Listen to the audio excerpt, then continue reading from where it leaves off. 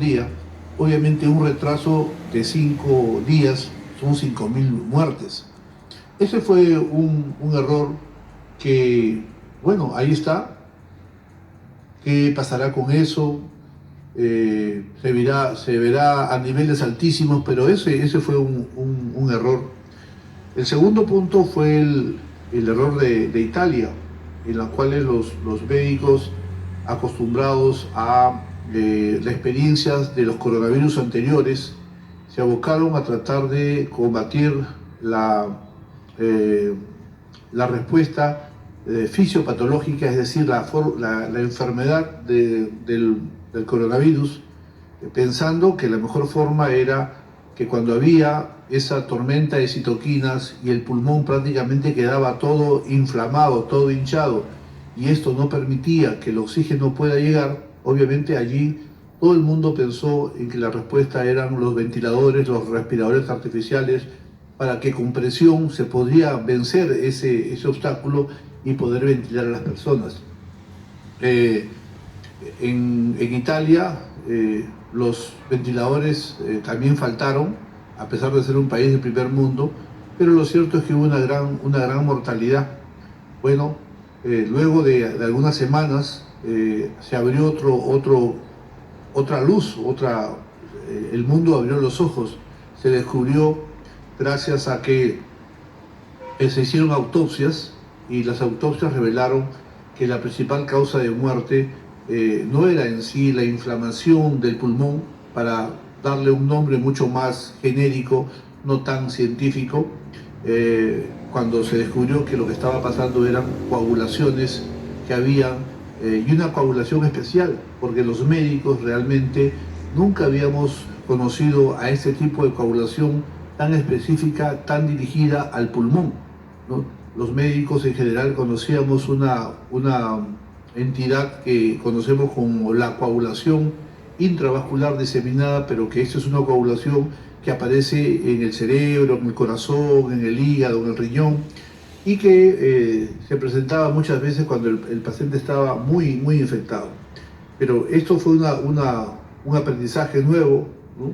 Pero esta luz para el mundo salió gracias a que, una vez vencido el temor a que el cadáver podía contagiar, y es cierto que sí tienen razón, pero finalmente ya con los equipos médicos, los patólogos italianos comenzaron a hacer las autopsias y dieron esta información al mundo. Bueno, con esta información al mundo, todo el mundo se echó a buscar alguna salida para cómo también combatir estas coagulaciones que existían.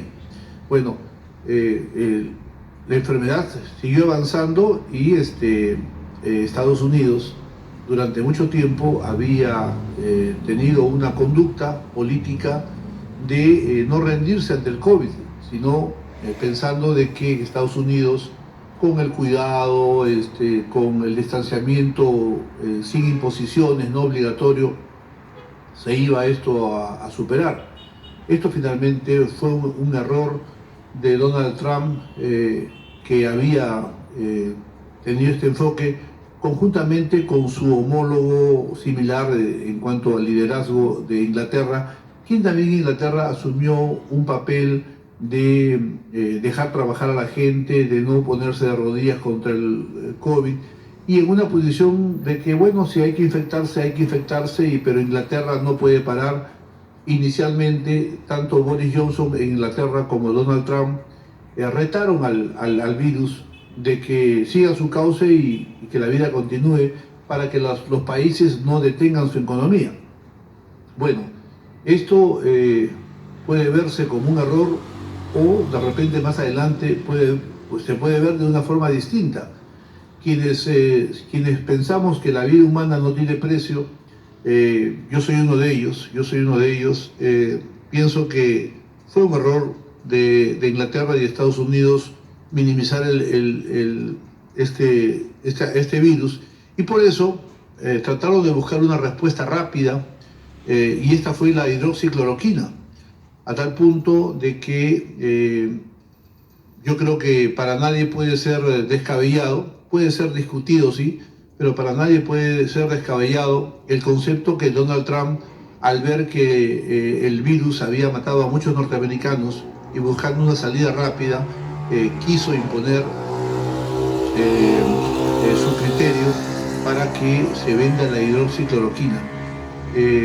La FDA, que es la máxima institución en Estados Unidos para controlar los medicamentos, en un principio se opuso, pero finalmente, como dice el refrán, donde manda capitán no manda marinero, y comenzó a darse estos medicamentos. ¿Okay? La mortalidad en Estados Unidos no tuvo un gran declive allá, y más bien comenzaron las advertencias desde Estados Unidos de la posibilidad de que esta droga, la hidroxicloroquina, podía matar a mucha gente de un infarto súbito.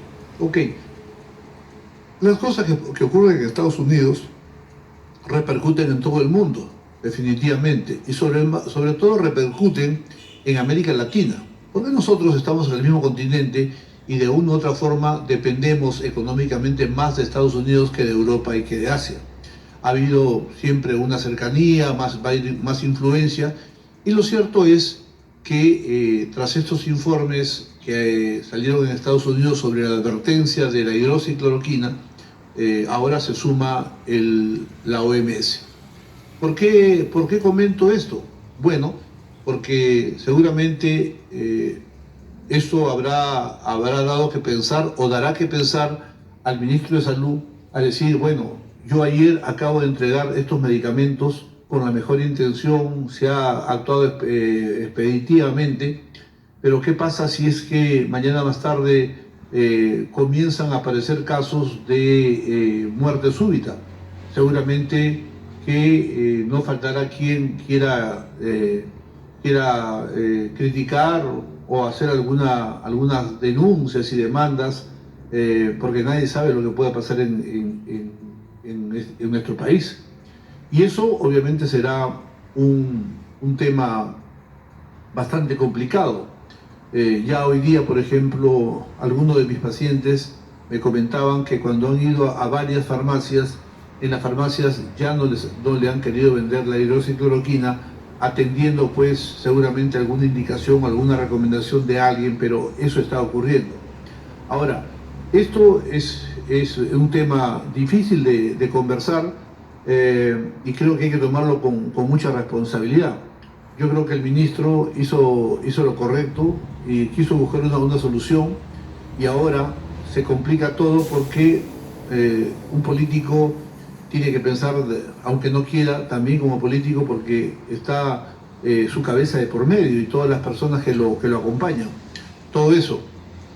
Y entonces ese es un tema que digamos que nos vuelve un poco a un tema de incertidumbre sobre qué medicamento se va a tomar. Lo cierto es que este medicamento de la hidroxicloroquina se ha usado muchísimos años en el Perú, ¿no?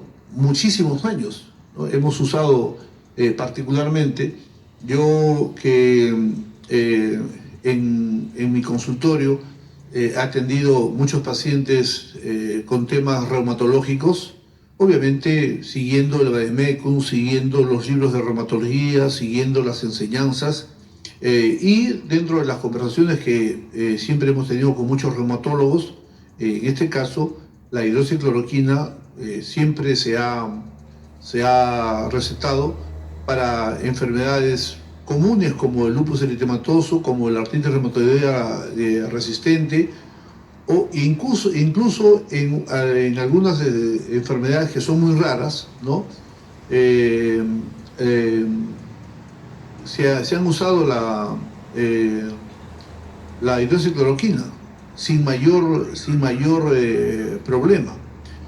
Entonces, es bueno que se sepa algunos datos que son ciertos. El asunto es que cuando comenzaron a informar al mundo cuál podría ser una asociación de medicamentos que nos sirve para luchar contra el COVID, se encontró una asociación que era la acitromicina, que es un medicamento antibiótico, con la hidroxicloroquina. Pero allí habían varios escritos, varios informes de que destacaban de que esa asociación de la acitromicina con la hidroxicloroquina podía, y se habían detectado en Estados Unidos, que podían dar algunos compromisos cardíacos, ¿no?, groseros, que podían llevar hasta la muerte, aunque eran muy esporádicos. Pero en Estados Unidos son muy meticulosos, y no está mal que sea así, pero lo que sí es una realidad: tú vas en Estados Unidos, estás en un bazar, y por ahí, si alguien no limpió bien el piso y tú te resbalas y te golpeas la rodilla, tú en ese momento puedes demandar al establecimiento por varios miles de dólares, porque tú le vas a decir a ese establecimiento que por no haber sido cuidadoso te ha expuesto a ti, y vienen unas demandas. Por eso, en parte, en Estados Unidos la actividad médica es tan cara y tan costosa, porque todos los médicos allá están expuestos a ser denunciados o demandados. Esa es una de las razones por la cual la sociedad norteamericana es muy meticulosa, y deja claras advertencias, porque también así las fábricas, los laboratorios se cuidan las espaldas de que alguien los puede hacer una denuncia. En América Latina eso no se da de esa manera, y que, si bien es cierto, se debería tener un celo importante en el expendio de medicamentos y en sus consecuencias, pero lo cierto es que todo lo que es América Latina, esa posición es un tanto más laxa en toda América Latina. ¿A dónde quiero comentar? Es que Estados Unidos responde a una realidad. Estados Unidos no puede exponerse a que alguna medicación tenga un mal resultado y después ese laboratorio exponerse a una multa, a una denuncia multimillonaria. Pero también aquí en el Perú hay otro aspecto. Aquí en el Perú, lo cual es una desventaja de que el peruano no tenga agua, no tenga desagüe, muchas veces no tenga luz, el hecho que los sistemas de salud no funcionan como quisiéramos, hacen de que el peruano y muchos latinoamericanos tengan pues un sistema inmunológico mucho más preparado, porque constantemente a un peruano le ha dado hepatitis, le ha dado tifoidea, le ha dado zika, le ha dado gripe, le ha dado neumonía, le ha dado de todo a muchos peruanos. Lo que no ocurre en Estados Unidos, donde obviamente por el nivel de vida, el agua no se puede concebir en Estados Unidos que haya una persona que no tenga agua, que no tenga luz, que no tenga sistema de calefacción. Y entonces el mismo hecho de la tuberculosis, que en el Perú abunda y que en Estados Unidos es una entidad rarísima, y aquí en el Perú esa es una enfermedad que incluso ha hecho que nos vacunen a todos, e incluso hubo por ahí unos estudios que referían que los latinoamericanos estaban protegidos del COVID porque la BCG, la vacuna que nos hacen todos de niños, de una u otra forma nos estaría defendiendo. Se dicen muchas cosas, no hay nada seguro, pero lo que sí es cierto es que para el grado de informalidad de los latinoamericanos, y aquí estamos sumando todos, mexicanos, brasileños, venezolanos, colombianos, lo cierto es que a todos nosotros nos ha ido mucho mejor que a países más sofisticados como Italia, como España y que Estados Unidos. También hay que ver que, aunque el mundo es cosmopolita, lo cierto es que son otras razas y nosotros tenemos otras razas, otro ADN. Y no podemos negar eso, porque en la historia de la medicina se sabe que hay ciertas enfermedades que son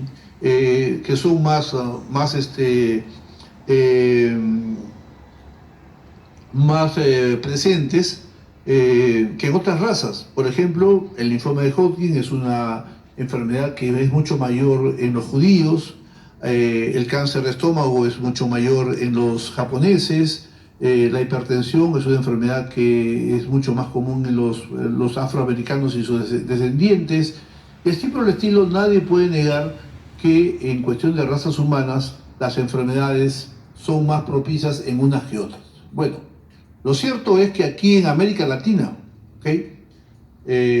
Comparativamente a lo que les ha tocado vivir a Estados Unidos y a Europa, a nosotros nos está yendo mucho mejor. ¿Okay? Y eso es cierto. Y yo también noto que hoy en día el clima que se vivía hace un mes ha cambiado de una forma muy importante.